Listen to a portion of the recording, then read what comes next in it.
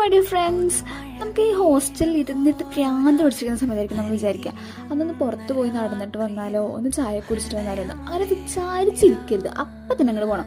അപ്പം ഞാനും എൻ്റെ ഫ്രണ്ടും കൂടെ പുറത്ത് പോയി ചായ കുടിക്കാൻ പോകുന്ന ഒരു വീഡിയോ ആയിട്ട് കാണുന്നത്. അങ്ങനെ പൊങ്ങത്തൊരു തട്ടുകടയുണ്ട്, നൈസാണ്. അവിടെ ഫുഡൊക്കെ അടിപൊളിയാണ്, ചായ അടിപൊളിയാണ്. അപ്പം ഞങ്ങൾ അവിടെ ഇരുന്ന് ചായയും കപ്പ ബിരിയാണി കൂടെ ഓർഡർ ചെയ്തിട്ടാ. അങ്ങനെ അത് വീട്ടിലിരുന്നപ്പോഴാണ് ഒരു ഈച്ചിനെ പിടിച്ച് ഇത് കയ്യിലിട്ട് ഇതോ കാണിക്കുന്നത് കണ്ടത്. നോക്കിയപ്പോൾ ഉണ്ടല്ലോ അതിൻ്റെ കയ്യോ കാലം ഫ്രാക്ചറായി തോന്നുന്നു.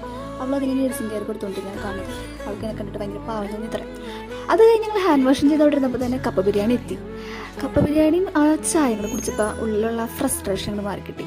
ഫുഡ് കഴിച്ച് കഴിഞ്ഞപ്പോൾ ഞങ്ങൾ അന്ന് പിന്നെ ഒരു 2 ഐസ്ക്രീം ആയിക്കോട്ടെ എന്ന് വിചാരിച്ച് 2 ഐസ്ക്രീം വാങ്ങിച്ച് റോഡിലൂടെ മന്ദം മന്ദം നടങ്ങി നീങ്ങി ഗൈസ്. യൂഷ്വലി ഇതേപോലെ എന്തെങ്കിലും ഉള്ളിൽ ഭയങ്കര സങ്കടമോ ഫ്രസ്ട്രേഷനോ കുട്ടിയുടെ സ്ട്രെസ്സോ എന്തുണ്ടെങ്കിലും രണ്ടാളും കൂടെ ഒരുമിച്ച് വന്ന് ചായയും കുടിച്ച് 2 പരദൂഷണം പറഞ്ഞാൽ തീരാവുന്നേ ഉള്ളൂ കേട്ടോ. ഇതുപോലെ എല്ലാവർക്കും കാണും സെയിം